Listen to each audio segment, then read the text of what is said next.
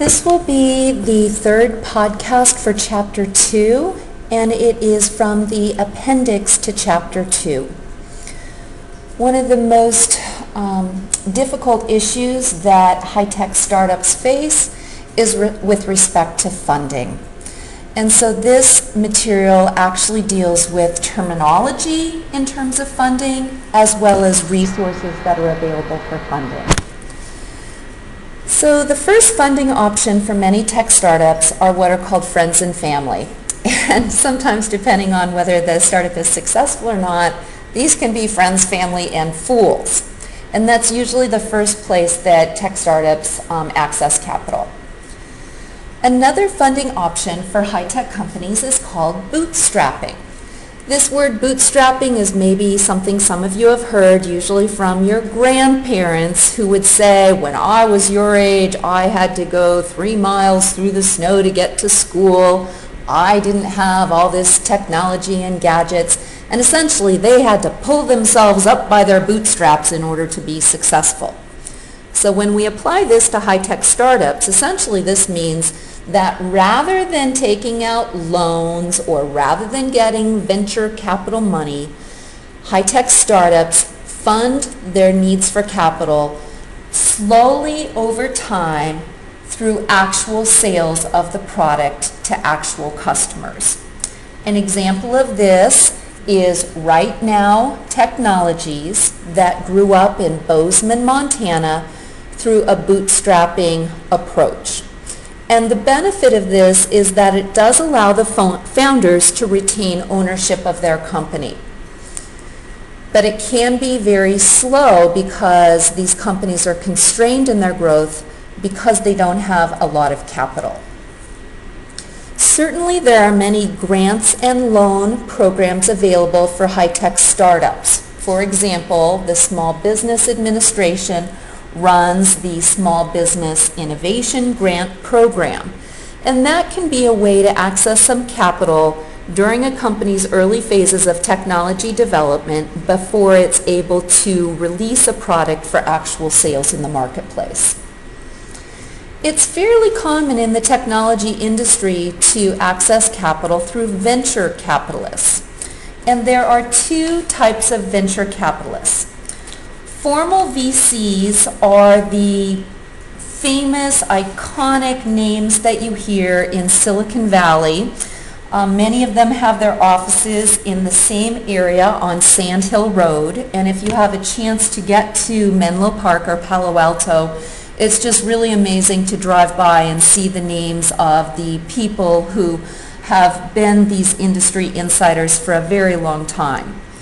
VCs are very quick to evaluate technology. Typically, they want to hear what's called an elevator pitch, which is in 2 to 5 minutes. You better say what pain point you solve for customers and why your value proposition is compelling relative to competitors, or they won't even look at your business proposal. And they are looking for a high rate of return. And many VCs have a ratio. They expect the majority of their investments to fail because that's what happens with startups and high-tech startups in particular. But they do expect big wins from a few of their investments that essentially will create all of their wealth while covering the losses that they have on other investments. Informal venture capitalists are sometimes called angels. For example, in the state of Montana, we do have a couple angel networks that get together with tech startups, usually once a quarter, to hear what the pitches are and to make decisions about investing. All VCs, whether they're formal or informal, go through a very formal vetting process. It's called due diligence, and they have to place a valuation on those companies that they're thinking investing in to determine ownership stakes.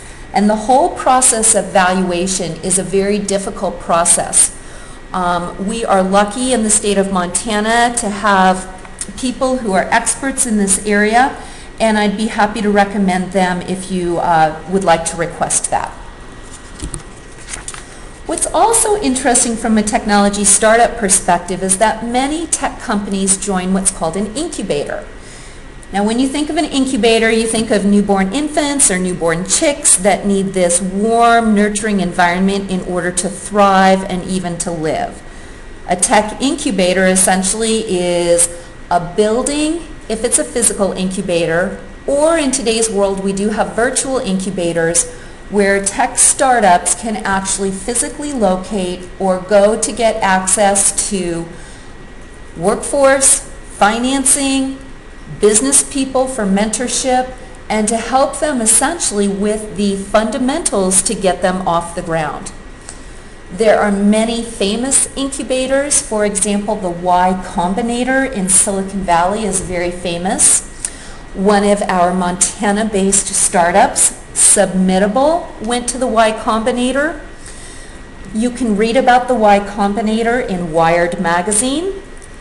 And we have a nice tech incubator in Missoula, Montana called Montech, Montana Technology Enterprise Center, that is a joint program run by the Missoula Economic Partnership and the University of Montana.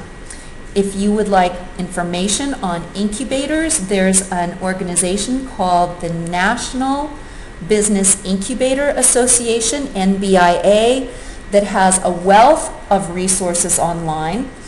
And one of the most interesting incubators that I've been to is called Ingenio, I-N-G-E-N-I-O, which is the Spanish pronunciation of the word ingenious. It is located in Montevideo, Uruguay, and their incubation process is a three-step process where you have pre-incubation. Companies are selected very carefully out of pre-incubation to join the incubator, and then after they leave the incubator after approximately 2 to 3 years, they go into an accelerator. They have a very formalized process. Companies who leave the incubator and go to the accelerator actually give back a percentage of their early stage revenues as a way of compensating the incubator for its services when they actually have a cash flow in order to do so. And that becomes a self-sustaining source of revenue for that incubator. Incubators themselves must have a viable business model if they're going to be able to fulfill their services of incubating these tech startups. If you'd like to read about Ingenio or have a resource there, I'd be happy to introduce you. Many countries around the world are trying to model what's happened in Silicon Valley. There is a startup in the country of Chile. It's called Silicon Valley, who's starting up a tech startup initiative. Israel has also been very successful in its tech startups.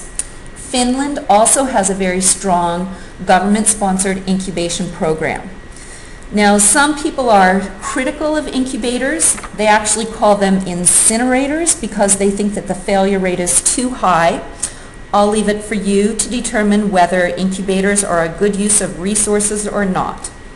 But essentially, they have to have a good process and a good funding model to be successful. That is it for Chapter 2.